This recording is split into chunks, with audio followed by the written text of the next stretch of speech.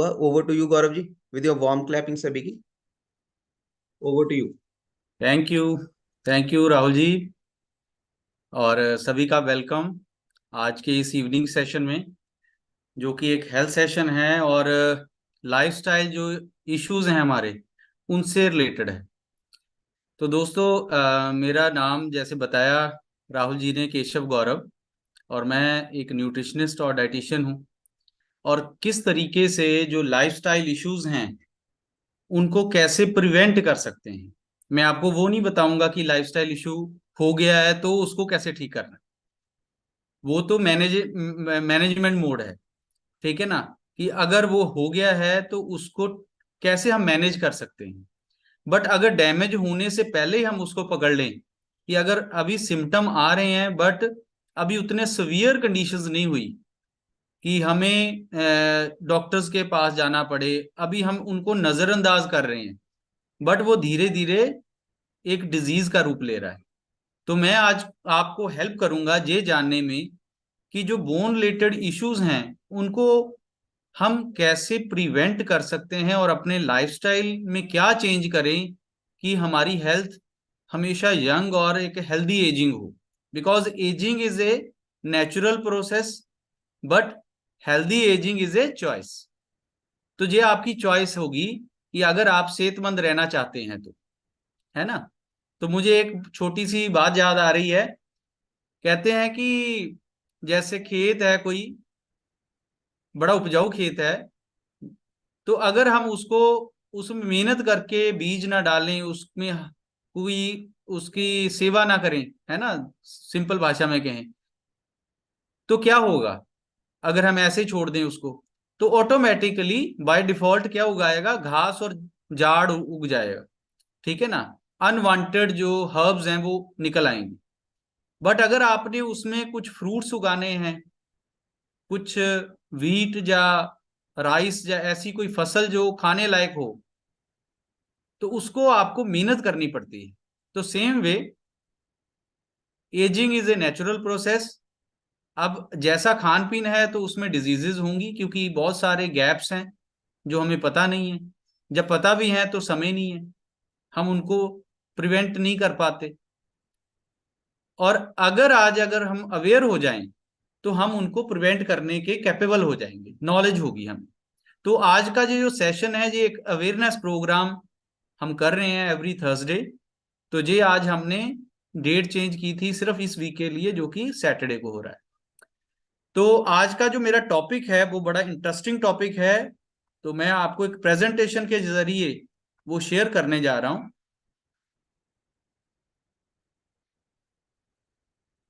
I hope it is visible now. Yes. Okay. तो friends, bone and joint health, हम सभी जानते हैं कि ये बहुत एक इम्पॉर्टेंट टॉपिक है। अगर हमारा ये जो स्ट्रक्चर जिसके ऊपर पूरी बॉडी डिपेंड करती है, और कहीं पर एक भी पॉइंट पे अगर कोई इश्यू आ जाए तो हमारे पोस्चर में और हमारी मूवमेंट में बहुत सारे प्रॉब्लम्स आनी शुरू हो जाती हैं। तो मैं बात करूंगा आज बोन एंड जॉइंट्स को कैसे हम हेल्दी रख सकते हैं, कैसे स्ट्रांग रख सकते हैं। तो सबसे पहले हम ये जानेंगे कि जो हमारा स्केलेटन सिस्टम है वो कैसा है और उसके रूल क्या हैं।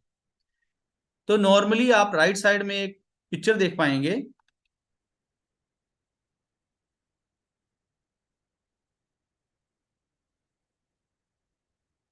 तो आई होप इसको आप थोड़ा सा देखेंगे, इस पे हम फोकस करेंगे। फंक्शंस ऑफ स्केलेटन सिस्टम, जो हमारी पूरी बॉडी को जो शेप देता है वो है हमारा स्केलेटन, ठीक है ना। तो ये ब्लड सेल बोन मैरो में प्रोड्यूस होते हैं, फैट और को स्टोर और रिलीज भी करता है जी, ठीक है। हमारी पूरी बॉडी को सपोर्ट करता है। मूवमेंट्स के लिए हमारी बॉडी में अलग अलग मोबिलिटी जॉइंट्स हैं जिनकी हेल्प से हम मूव कर पाते हैं। और इसमें टाइम टू टाइम मिनरल्स जो हमारी बॉडी की एक नीड है वो स्टोर भी होते हैं। और अगर हम हमारी बॉडी में कहीं डेफिशिएंसी है, फॉर एग्जांपल कैल्शियम की डेफिशिएंसी है, तो हमारे ब्लड में वो हमारी बोन से ले लिया जाता है। तो इसी तरीके से हमारे जो इंटरनल इंपॉर्टेंट वाइटल ऑर्गन्स हैं जैसे हार्ट, लिवर और ब्रेन, ये सारे किसी ना किसी स्केलेटन या बोन से प्रोटेक्टेड हैं, शेल के अंदर प्रोटेक्टेड हैं। तो ये सारे इनके रोल हैं।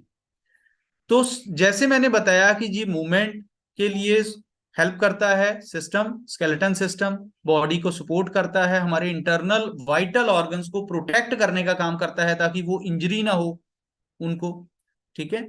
ब्लड सेल प्रोड्यूस करता है और कई तरह के मिनरल और फैट को एब्जॉर्ब और रिलीज करने के काम आता है। तो यहाँ पे एक चार्ट देखिए जो बहुत इंपॉर्टेंट है, जो लाइफ साइकिल ऑफ बोन की, हेल्दी बोन किस तरीके से डिप्लीट होनी शुरू हो जाती हैं एजिंग के साथ। तो एक चार्ट बनाया जिसमें यहाँ पे लिखा है बोन डेंसिटी जे, और इधर बनाया एज का फैक्टर, जैसे 10 इंटरवल में, ईयर्स के इंटरवल में मैंने 70 ईयर तक बताया। तो देखिए ये दो चीजें, यहाँ पे जो डीएनए है हमारा, ये बहुत मैटर करता है कि हमारी बॉडी में जो क्रोमोसोम्स हमारी हेरेडिटी से हमें मिले हैं वो कैसे हैं, क्या उनमें कोई डिफेक्ट है जब वो हेल्दी हैं, तो उसका इम्पैक्ट डेफिनेटली हमारे स्केलेटन सिस्टम बोन्स में रहता है। दूसरा, हमारा खाना पीना और लाइफस्टाइल, ये चीजें जो मैंने यहाँ पे आपको डिस्प्ले की हैं, जैसे हम बर्गर या फास्ट फूड या कोई रेडी टू सर्व चीजें जिनको सिर्फ सीधा खोला जाए और हम खा सकते हैं, जैसे बिस्किट्स, नमकीन, cold drinks, soft drinks, soda या अल्कोहल या स्मोकिंग या टोबैको, ये सारी लाइफस्टाइल, आइसक्रीम, ये सारी पिक्चर्स आप देख सकते हैं, ठीक है ना, जो इजीली अवेलेबल है मार्केट में। और दूसरी तरफ है मिल्क या मिक्स्ड व्हीट, ठीक है, जैसे मिलेट्स बोले जाते हैं, वेजिटेबल्स एंड फ्रूट्स, और यहाँ पे एक्सरसाइज। तो ये लाइफस्टाइल है हमारा, ईटिंग हैबिट्स एंड लाइफस्टाइल। अगर हम इनको बढ़िया रखते हैं तो ये हमारा जो बोन स्ट्रक्चर है वो ग्रीन शेड में आ जाएगा, ठीक है ना। तो 22 से 28 ईयर तक ये पीक एरिया में होता है। हमारा जो स्केलेटन का वेट है या बोन डेंसिटी है उसकी अगर हम बात करें तो वो सबसे हेल्दी पीक लेवल कहाँ होता है, 22 से 28 ईयर की एज में। तो वो सारी किन चीजों पे डिपेंड करेगा, हमारे लाइफस्टाइल और खाने पीने पे, हमारे बिहेवियर पे, हमारी स्लीपिंग हैबिट्स पे, हमारी हार्मोन्स बैलेंस पे, ये सारी चीजें इंपैक्ट करेंगी, ठीक है ना। उसमें हमारे जेनेटिक प्रोफाइल भी ऐड है। तो अगर हम ये चीजें खाएंगे तो वो रेड एरिया है, ठीक है ना, रेड ग्राफ है। तो यहाँ पे 40 ईयर के आसपास हमारा ये जो स्ट्रक्चर है बोन का, ये डिप्लीट होना शुरू हो जाता है। इसके कई फैक्टर हैं। एक तो बॉडी के मसल वीक होने शुरू हो जाते हैं, एक्सरसाइज तो वो रूटीन में या खेलना उस रूटीन में नहीं हो पाता, जिम्मेवारियां या बढ़ जाती हैं, लाइफस्टाइल फास्ट हो जाता है, भागदौड़ रहती है, खाने का समय नहीं है, बैठने का उठने का समय नहीं है, घर से उठ रहे हैं, गाड़ी में जा रहे हैं, ऑफिस में बैठ रहे हैं, या किसी व्हीकल के ऊपर ही मूवमेंट है, और जहां पे काम है वहां पर भी सिटिंग जॉब है। तो हो क्या रहा है इससे, हमारी बॉडी की एक्सरसाइज नहीं हो रही, ठीक है ना। तो यहाँ पे होता क्या है, हमारी बोन्स डिप्लीट होनी शुरू हो जाती है, ठीक है ना। तो ये नॉर्मल बोन की मैट्रिक्स है जो स्कैनिंग करके दिखाई गई है, और ये डिप्लीटेड बोन की मैट्रिक्स है जो कि आपको डिपिक्ट की गई है पिक्चर की फॉर्म में, जिसको ऑस्टियोपीनिया या ऑस्टियोपोरोसिस बोला जाता है। इसमें हम कहते हैं कि हड्डी की डेंसिटी या बोन की डेंसिटी कम हो रही है और बड़ी तेजी से डिप्लीट हो रही है अगर हमारा लाइफस्टाइल अच्छा नहीं है तो इस तरीके से आज की एज में 50+ एज बड़ी एक बड़ी सेंसिटिव एज है। अगर इसमें कोई इंजरी होती है या गिर जाता है कोई नॉर्मली, तो उसका बोन फ्रैक्चर नहीं होता, वो बोन टोटल ब्रेकेज हो जाती है, ठीक है ना। तो इस तरीके से देखा गया है। तो ये मैंने बताया कि नॉर्मल बोन कैसी है, उसकी इंटरनल डेंसिटी आप देखेंगे छेद बड़े बड़े फाइन हैं, नैरो हैं। जैसे जैसे डिप्लीशन शुरू हो जाता है हड्डियों के अंदर, तो ये ग्रेजुअली आपको छेद बड़े हुए दिखाई दे रहे हैं, ये हड्डी के अंदर का स्ट्रक्चर है। और हम देखते हैं कि कूल्हे की हड्डी में ये बड़े इशू आते हैं एजिंग में, बड़ी क्रोनिक पेन रहती है। तो इस तरीके से ये हड्डी डिप्लीट हो रही है और उसका मिनरल डेंसिटी कम हो रही है, और हम कहते हैं कि हड्डियां हमारी कमजोर हो गई।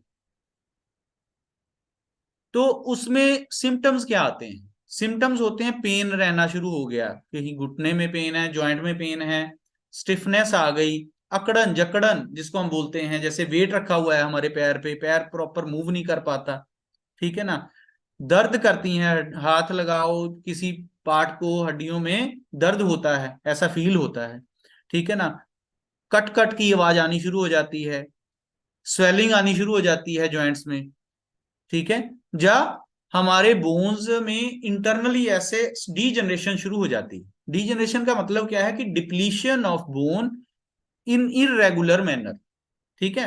तो इस तरीके से जे सिम्टम्स आने शुरू हो जाते हैं। तो यहाँ पे एक हमें टेस्ट जरूर कराना चाहिए आफ्टर 35 या 30, आज की डेट में 30 प्लस एज में हमें एवरी ईयर ये एक टेस्ट होता है बीएमडी। बीएमडी होता है बोन मिनरल डेंसिटी, जिसमें आपकी हड्डी को स्कैन किया जाता है, अल्ट्रासाउंड स्कैनिंग होती है, तो एक ऐसा टी स्कोर बन के आता है। ये ग्राफ बनाते हैं वो, जब आपकी बॉडी को हड्डी को स्कैन करते हैं, फीमर बोन या जो शिन बोन है उसको स्कैन करते हैं, या आपकी एंकल को स्कैन किया जाता है, जब एक स्कैन होता है, जब फुल बॉडी का स्कैन होता है, तो अलग अलग तरीके से जब बीएमडी टेस्ट होते हैं।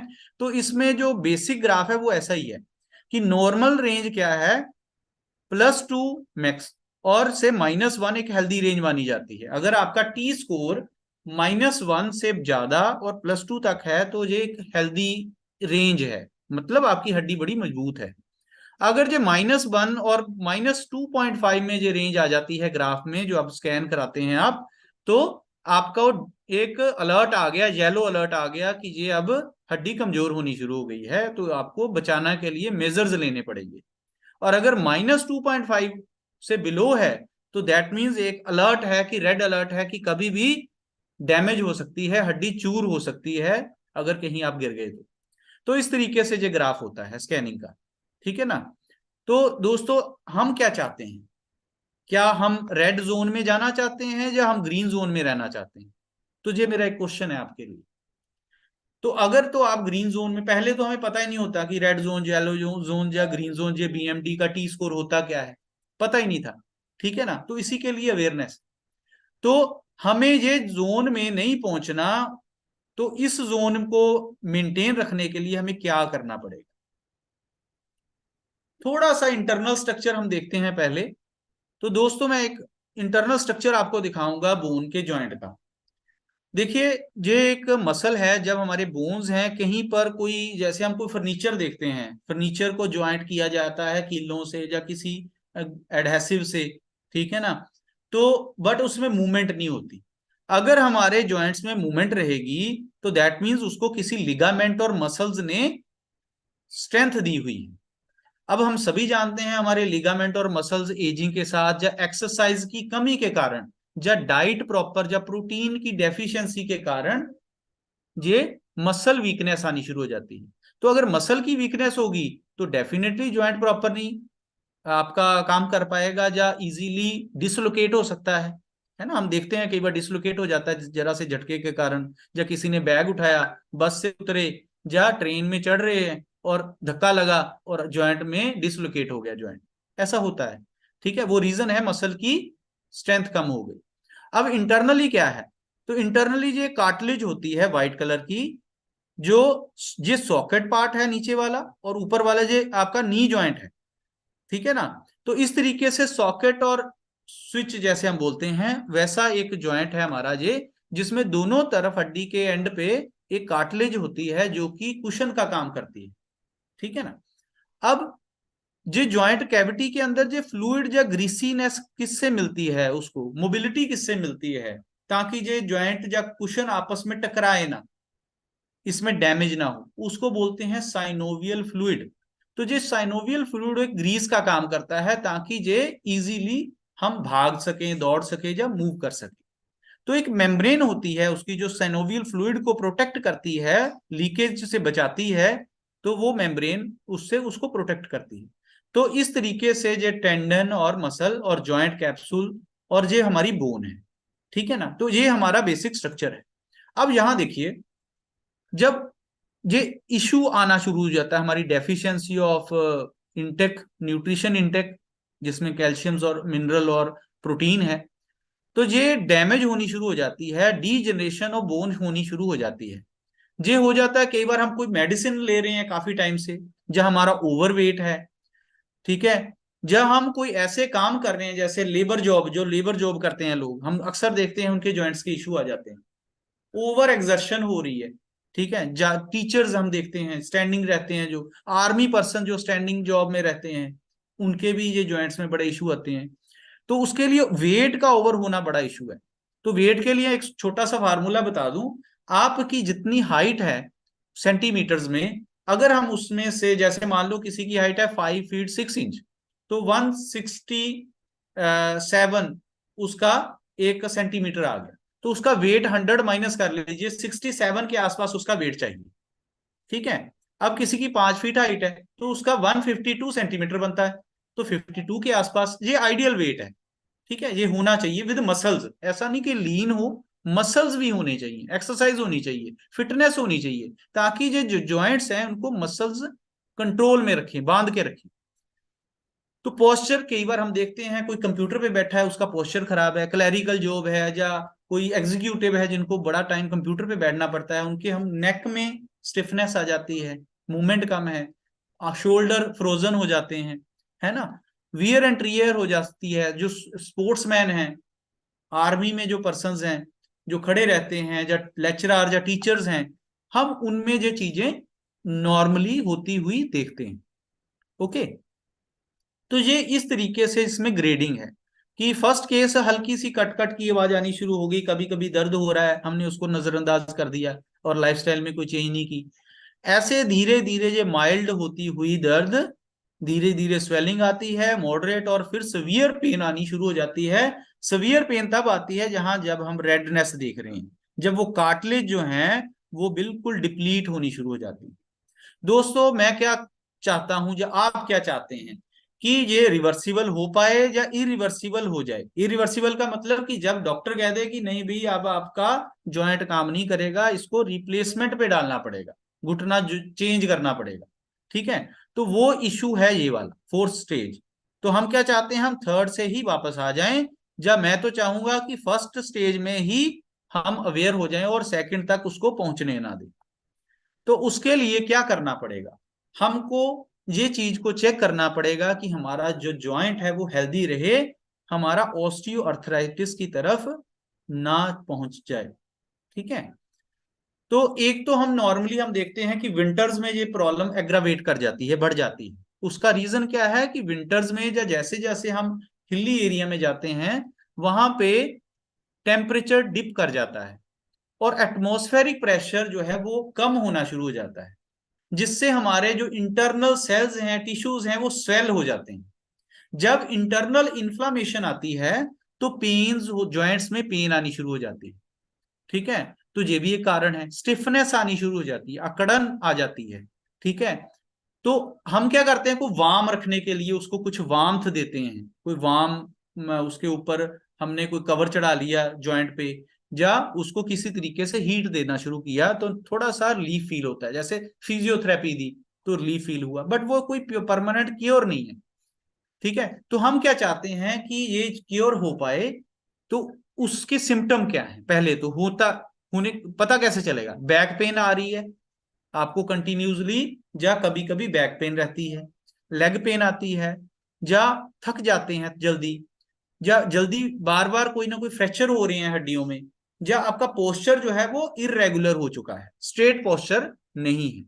ठीक है, तो इसके कारण मैंने बताया कि एक तो कैल्शियम प्रोटीन की डेफिशिएंसी है हमारी डाइट में, ये पता है हमें। ठीक है, जब बॉडी उस कैल्शियम को एब्जॉर्ब नहीं कर पा रही, अगर डाइट प्रॉपर ले भी रही है तो। विटामिन डी मैक्सिमम लोगों का अगर चेक किया जाए तो बहुत सारे लोगों का जो विटामिन डी कम है, और बहुत सारे लोग अल्कोहल या टबाको टबैको का यूज भी करते हैं, तो इसका भी एक, कहते हैं ना, फ्री रेडिकल हमारी बॉडी में बढ़ जाते हैं। एंटीऑक्सीडेंट्स हम ले नहीं रहे, पोल्यूशन और टोबैको अल्कोहल के कारण हमारे बॉडी में फ्री रेडिकल का अटैक बढ़ जाता है, जिसके कारण ऑटोम्यून डिजीज होने का भी खतरा होता है, और साथ में ये ऑस्टियो अर्थराइटिस और सर्वाइकल बहुत सारे और इश्यूज आने का भी चांस रहता है। और आज हम देखते हैं बच्चे भी फिजिकली इनएक्टिव हो गए हैं, उनकी एक्टिविटी उतनी नहीं रही, एजिंग तो एक रीजन है ही है।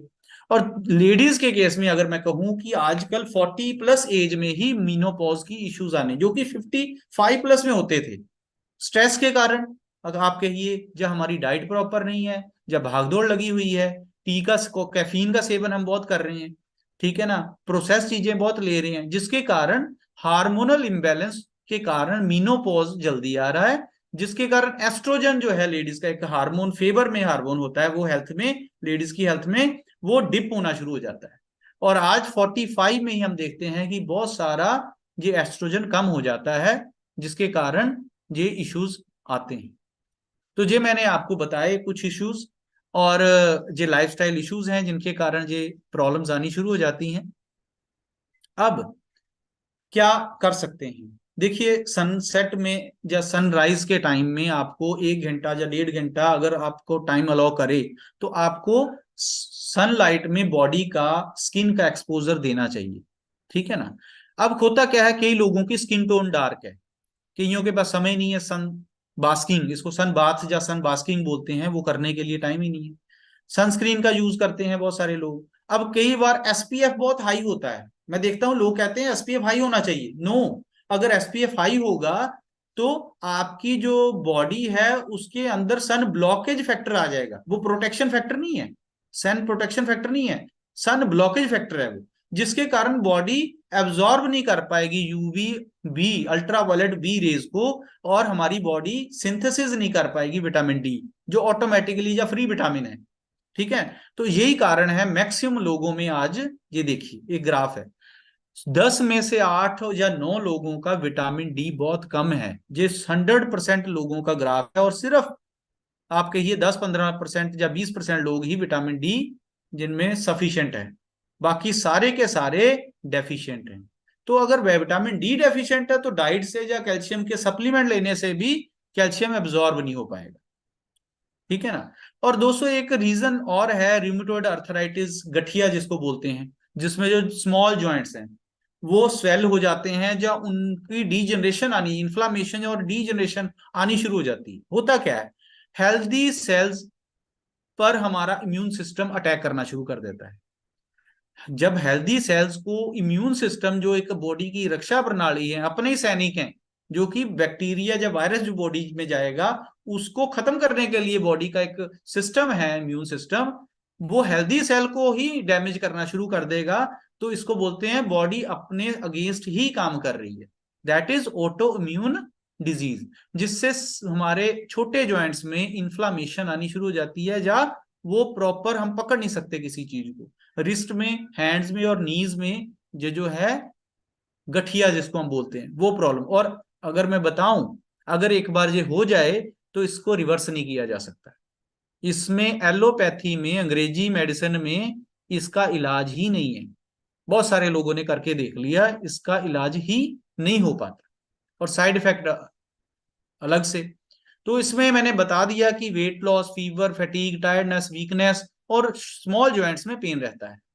और दोस्तों एक बात और मैं शेयर करूंगा, शैटिका पेन और हमारी सर्वाइकल जो इशू होते हैं। शैटिका क्या है कि डीजनरेशन ऑफ बोन के कारण हमारे जो हिप्स हैं वहां पर जो डीजनरेशन होती है बोन्स की, जो पेल्विक एरिया है, लेडीज में जो ज्यादा इशू रहता है, उनकी जो शैटिका नर्व है वो प्रेस हो रही है, ठीक है, या कई कारणों के कारण हमारे डिस्क में कोई बल्ज आ गया है, और हमारी जो बैक पेन रहती है और जो नर्व्स हैं वो बल्ज के कारण पिंच होती हैं, जिसके कारण ब्लड का फ्लो प्रॉपर नहीं जा पाता। ये देखिए यहाँ पे मैंने नेक का बनाया, ये यहाँ पे स्टिफनेस आ गई है मसल में, किसके कारण आया ये है आपका सर्वाइकल एरिया।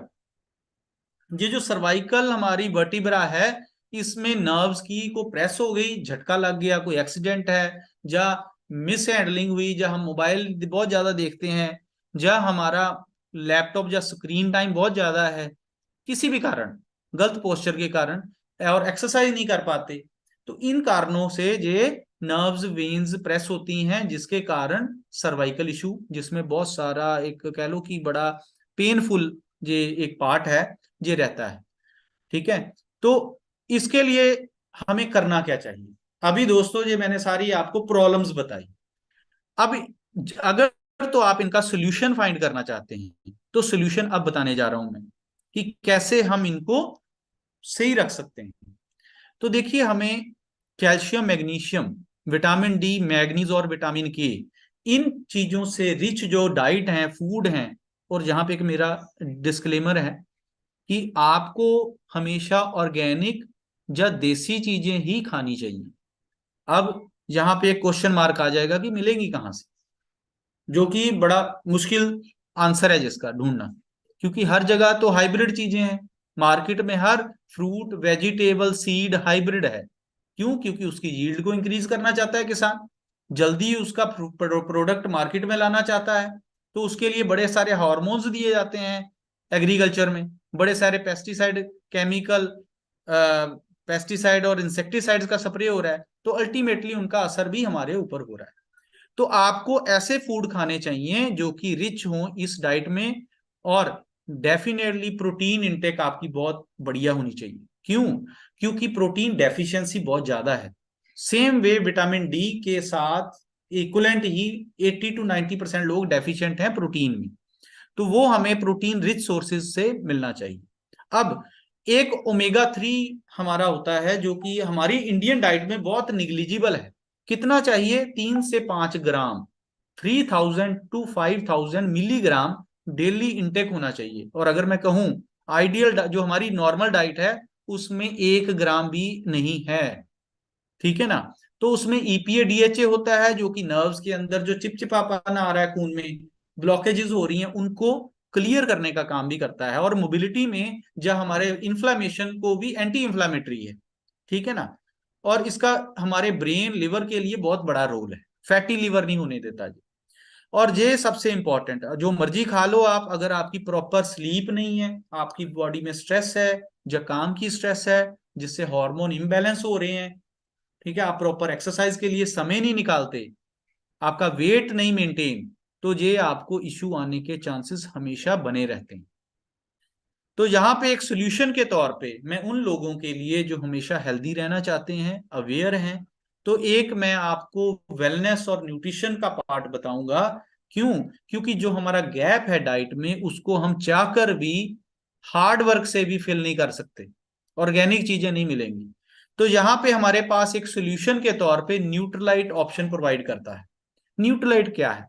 जो लोग जानते हैं, अवेयर हैं, वो तो जानते हैं कि ये 1934 में ये ब्रांड इसकी फाउंडेशन रखी गई थी।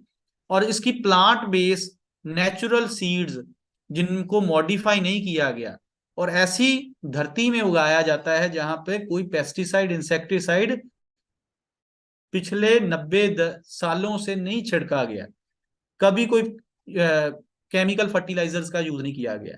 तो ऐसे बड़ी प्रोटेक्शन से और बड़ा एक साइंटिफिक मेथड से इसको क्रिएट किया जाता है, ताकि वो जो प्लांट के टोटल न्यूट्रिशन है, वैल्यू, वो आपको एंड प्रोडक्ट में ऑल ओवर द वर्ल्ड मिल सके। तो उसके लिए आप इसको स्टडी कर सकते हैं कि न्यूट्रलाइट विदाउट साइड इफेक्ट एक हेल्दी रहने के लिए मेडिसिन नहीं है, ये हमारी एक डाइट का पार्ट है। फॉरेन लोग आप चेक करिए, फॉरेनर्स को, जो आपके कोई रिलेटिव बाहर गए हैं, कनाडा, अमेरिका, ऑस्ट्रेलिया, न्यूजीलैंड, तो उनको पूछिए कि वहां के लोग क्या एक्सरसाइज करते हैं, तो वो कहेंगे हाँ, वो शेड्यूल में है, हर एक के शेड्यूल में है कि डेली एक्सरसाइज करनी। तो आप एक बात और उनको पूछिएगा, क्या वो हेल्दी डाइट खाते हैं? डेफिनेटली खाते हैं। क्या वो मेडिटेशन या स्ट्रेस को रिलीव करने के लिए कुछ ऐसा योगा वगैरह करते हैं? तो हाँ, करते हैं। तो एक क्वेश्चन और होगा, क्या वो किसी तरह का कोई हेल्दी सप्लीमेंट, प्लांट बेस्ड या ऑर्गेनिक, ऐसा कोई सप्लीमेंट ऐड कर रहे हैं अपनी लाइफ में? तो वहां पे आपको हैरानी हो जाएगी कि इतने बढ़िया एनवायरनमेंट के बावजूद, इतना कुछ अच्छा करने के बावजूद भी उन लोगों को पता है कि हमारी डाइट कंप्लीट नहीं है। बट क्या हम जानते हैं? तो हम तो कहते हैं नहीं जी, हम तो खाते हैं, देसी चीजें खाते हैं। तो आंसर हमारा कहीं डाउटफुल है, तभी इशू आ रहे हैं।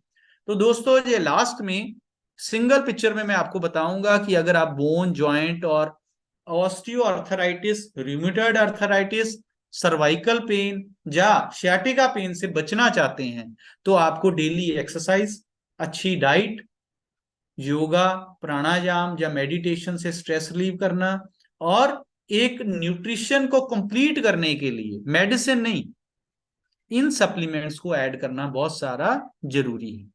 तो ये नेचुरल, ऑर्गेनिक, प्लांट बेस्ड और हाईली पोटेंट सप्लीमेंट्स हैं जिनको हम अपने खाने के साथ, हेल्दी हैं तो भी, अगर कोई डिजीज या इशू है हेल्थ का तो भी ऐड कर सकते हैं। तो यहाँ पे जो ग्लूकोजामाइन हमारी स्वेलिंग, जॉइंट की स्वेलिंग, जो मेजर जॉइंट्स हैं, घुटना हो गया, सर्वाइकल हो गया, ठीक है ना, उसके लिए बहुत बेनिफिशियल है। विटामिन D3 विद K2 और क्वारसेटीन हमारे कैल्शियम को सॉफ्ट टिश्यूज में एब्जॉर्ब नहीं होने देती, बोन के उस पार्ट में लेकर जाती है जहां पे उसकी नीड है। प्रोटीन, प्लांट प्रोटीन, कोई फैट या शुगर नहीं है इसमें, इसको हम किसी तरह की भी जूस, डाइट या पानी में मिक्स करके भी ले सकते हैं, और 5 साल से ज्यादा बड़े बच्चे को दे सकते हैं, 100 साल के बुजुर्ग को भी दिया जा सकता है। और यहाँ पे कैलमैगडी जो कि रेड एल्गी, आइसलैंड के सी के अंदर बॉटम ऑफ सी में ये होता है प्लांट एल्गी, वहां से इसको एक्सट्रैक्ट किया जाता है। और सालमन, मैकरल और एनकोवे ये बेस्ट फैटी फिश मानी जाती हैं, जो ओमेगा 3 सोर्स का एक रिच सोर्स माना जाता है, एक्टिवेटेड फॉर्म में हम ले सकते हैं, और ये गमीज के तौर पे।